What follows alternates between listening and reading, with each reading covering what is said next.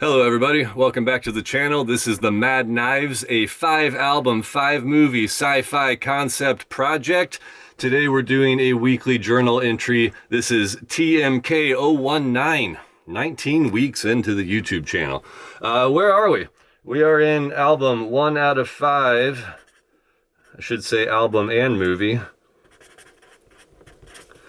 We're nearing the end of the tracking for the first album,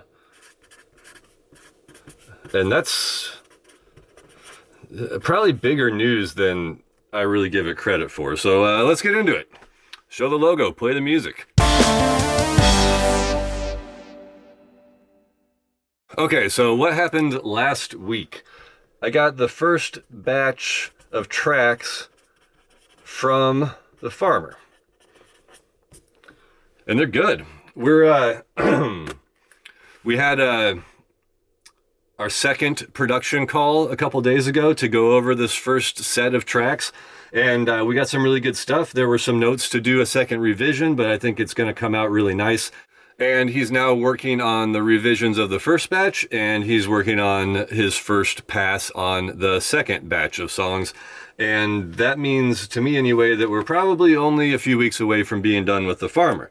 So that also means that we are a few weeks away from being done with all the tracking, which is nuts. I started writing without thinking about what I was going to write. Totally crazy. 6 months ago, I didn't even have the final drum takes. Now we've got final drum tracks, final instrument tracks. 3 of the 4 vocalists are all the way done, and the 4th vocalist is on his way to being done, which is exciting and astounding. I've been a little nervous about the whole thing the whole time, and I sort of can't believe that we've gotten to this point. So before I talk too much more about how I feel about everything, let's get into that actual section, the feelings section. And I'm going to hijack the feelings section this week because I want to talk about something else. How did we get here? And that's a pretty good question. So I was thinking about this whole project this week, and it's a big thing. But I want to talk about how it happened, because when I say a 5-album, 5-movie sci-fi concept project, that admittedly sounds insane. Like if it just came out of nowhere, like if I just sat down one day and decided this is what I'm going to do. And I don't know if I've ever explained this entire arc before, and it's going to sound a little weird at first. So let's get started, I guess. I'm a drummer first and mostly, and I've been playing the drums for a very, very long time, like 30 years or something at this point. And something had been in my head like 8 or 9 years ago at this point. I wanted to know what was going on with Questlove's right hand. I know this is a weird place to start. But this was my entry into it. So Questlove does this thing that other people also do, but it's like, to me, his right hand on the hi-hat or the ride would be playing sort of half straight and half swung. So not totally eighth notes on the grid, not totally triplets on the grid, somewhere in between there. And I was trying to figure it out, and when I started, I wasn't well listened enough to understand where this actually came from. And over my research, I figured it out. But when I started, I was trying to figure out what Questlove was doing with his right hand. I later discovered the Soulquarians stuff, D'Angelo, and then eventually Dilla grooves, J Dilla. And I discovered that what I was doing was that groove, but like wrong, if that makes sense. So I was trying to figure it out. And this gave me the 10/8 idea because I'm I'm kind of an analytic thinker, and this has always been kind of funny in my progression as a drummer because I really like to think things through before I can actually play them. My brain has to understand it instead of it just sort of like coming out of my hands and feet. So what I decided to do in my head was, well, if I'm going to get a half straight, half swung thing, why don't I base it on quintuplets? Because that is sort of definitionally and mathematically half straight and half swung. And that's where I got this idea. Again, I eventually learned that what Questlove and the Soulquarians and D'Angelo and J Dilla were doing is something entirely different from this. But me getting this wrong is what led me down this path. So I had this idea, base it around quintuplets, and I knew I wanted there to be downbeats and backbeats. So I wrote the book for myself. I should take this opportunity to show you the book. The 10/8 Drum Method. Quintuplet Drum Grooves for Modern Backbeat Music. That's the book I wrote. This is available, the links below, etc. So I wrote it to give myself things to practice. Like if you look in this book, it's just all these permutations of this idea, all these various grooves that are all based around this quintuplet idea. And I wrote it for me because I wanted to practice this, figure out if it would work and see what it sounded like. And like I said, I'm sort of an analytic thinker, so I needed to see it. I needed to see the grooves to be able to work my way through them. So I wrote the book. I wrote it for me, but it became such an effort and so gigantic that it seemed dumb not to publish it. So I published it. And then the next step for me was like, okay, these grooves exist and I can play them on the drums, but like, can they live in a musical environment? Can there be a song around them? Like, could it, I wanted to prove the concept, right? So I made instrumental tracks to prove the concept. And I did this in a weird way, but it's something I've done before. For a month, I had the time to do this. I was being a dirtbag in the woods. I woke up every day, got started in the morning, recorded drum tracks, then bass, keyboards, synthesizers, and I would just make an entire track in one day from front to back. That was the goal. Start with nothing, finish with something. No vocals at this point, just instrumental tracks. I did this for 30 days. I did 30 tracks. For a whole month I did this. I would wake up every weekday, run down, do the whole thing, come out with something, at least sort of mixed, at least sort of mastered, something I could listen to for 30 days. And after 30 days of doing this, I listened to the results and I thought, okay, it can work. Like, this sounds interesting to me. There's a groove here. It's at least sort of understandable. I can lock other instrumental parts in with it. I can make a bass perform like a bass. I can make a keyboard perform like a keyboard. I can do traditional downbeat and backbeat stuff with this other instrumentation. And it worked. I must have had a lot of time on my hands because then I decided, why don't I put vocals on it? And that's, for me, very strange. I'm not a vocalist. I'm not a writer of melodies. This was a very big leap for me to try to do this, but it didn't matter. Nobody was listening to it. It was just for me. So I picked out, I think, 15 of these 30 tracks that I really liked, and I went through the same kind of process, one a day. I would sit down and I would write vocal parts for them, and I was singing these, terribly, but this is the part that I really don't know how it happened. A story appeared within the lyrics of these vocals. There was like a theme that happened, like a clear space theme from the start.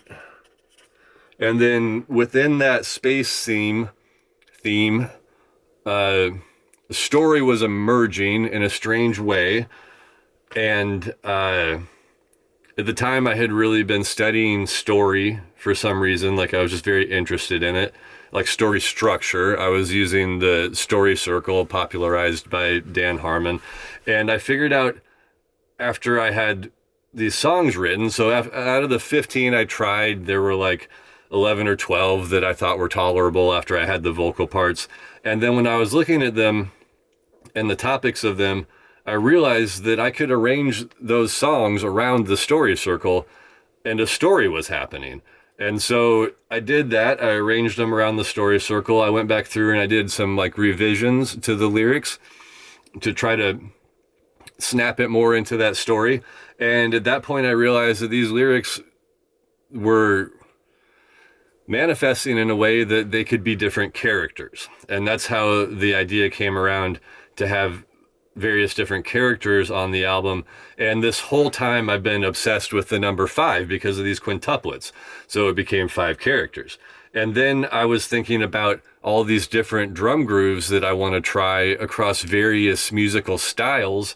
And that stretched out into this idea of 5 different albums to get through all of these styles. And then the story stretched into all 5 of these albums. And if I'm being really honest, I don't know how it happened. Like, I feel like the story kind of happened to me and I was shepherding it through this strange framework. So that's how I got to the idea of 5 albums, 5 movies, because there's a story happening and it just seems like a really good platform to test out this quintuplet idea. And it's elaborate and audacious and it's a big idea, but really the whole thing is proof of concept. I want to see if I can work these quintuplet grooves through all these stylistic ideas that I'm having and see if any of it works. So in a strange way, it started and still is an experiment, which is very common to me. But then I realized I need collaborators because I can't do this all on my own. So this experiment became an invitation. And that's how we got to this YouTube thing, because it became obvious to me that at the very least, I need singers to come sing these parts because I can't do that. I can do the instrumental parts and they're coming out in ways that I'm pleased with, but the singing I cannot do. So it became, okay, this is an invitation. How do I invite people to this project? And I was like, well, I have to get on the internet. So start a YouTube channel and an Instagram thing to start explaining this project at least a little bit in the hopes that that will create a path for collaborators to come on board. And that's how we got into this whole thing. That's how we got into these weekly journal entries. That's how we get into the story series that I did. That's how we're now in this drum series that I'm doing, because I need to bring people in. And this, I think, is the only way to do it. And the project is complex and difficult to explain in like an elevator pitch, especially for collaborators. So I needed to create this like world online for people to enter into and to help them understand what's going on. All of this though, to serve my initial goal, which is I want to see if these quintuplets can become a part of the vocabulary of Western music. This is tricky to explain because it might sound like there's some of my ego in here. I don't necessarily want my name to be attached to this. I don't really care if anybody knows that some parts of this were my idea. And also, to be fair, there are a few other people playing with quintuplets. It's not like I'm the only one who's ever thought of this. But my overall goal for this whole project, and this is possibly going to sound even more audacious than 5 albums and 5 movies, I would like to help contribute this rhythmic vocabulary of quintuplets with a downbeat and a backbeat into Western music so I can selfishly hear what other people do with it. I want to hear what other people who are, potentially more talented than me, or at the very least have other ideas than the ideas that I have. I'm very interested in seeing what other people do with this quintuplet groove. I very much want it to seep out into the environment of Western music in a way that other people latch onto it and use it. Like, it can just be a part of our grammar. It can be I have written in my notes, Western music can have fives. Like, we're allowed. It's part of the infrastructure of various other musics around the world and various other traditions. And for some reason in the West, we just haven't, like, we haven't used it. I don't know if it feels too odd. It's literally odd, but I think we can have it. I think we can have quintuplets. I think it can become a part of our Western musical vernacular. That's the goal. Okay, this video is getting very long, but I wanted to talk about this because it occurred to me a couple days ago that I haven't really been over this whole arc before, and this is really how it worked. Like, it started out as a curiosity for a drummer, and then I just fell down this giant waterfall of ideas that got all the way to where we are now and why I'm doing all of this. So, okay, let's get back to Earth and stop this flashback, stop abusing my Tarantino tendencies in this small segment of storytelling. What's next? Finishing with the farmer, which for me is actually kind of easy. I'm just producing. For him, it's real efforts. After that, we get into the mixing stage. And the first part of that is that I'm going to have to make a whole lot of production notes. I can't really get into that until the farmer's done. So we're a couple weeks away from that. Okay, the next thing to talk about, brand new video out, deep dive in the Drum Groove series. I really love this series. I feel confident talking about these grooves, and it's very fun to show them to people. This one is for song number 2 off the album, which is titled Space Flight. And things are getting a little more elaborate. We did the first song last week, and that really thankfully started with some very basic versions of these 10/8 grooves. And this one, we're stretching a little bit, adding some nuance, changing things up. So especially if you're a drummer, I would recommend going and looking at those videos, the Drum Groove series on my channel. Okay, I got to wrap this up. That's it for today. You can check out more of this stuff on the website, themadknives.com. You can follow me over on Instagram at themadknives, and of course do all the YouTube stuff, liking and subscribing if you want to stay up to date. Other than that, we made it. That's it for this week. Thank you for watching. I'll see y'all next time.